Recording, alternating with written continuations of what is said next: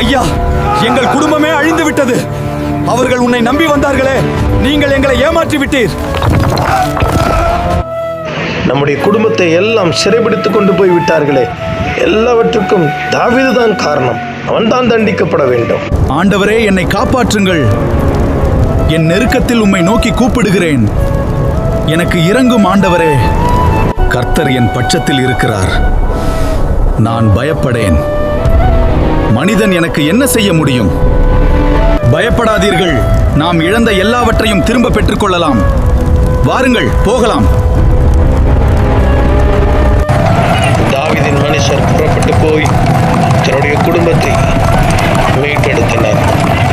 மறுபடியும் அவர்கள் மகிழ்ச்சியாய் வாழ்ந்தார்கள். கடினமான சூழ்நிலைகளிலே தாவீது தன் தேவனாய கர்த்தருக்குள் தன்னை திடப்படுத்தி ஜெயம்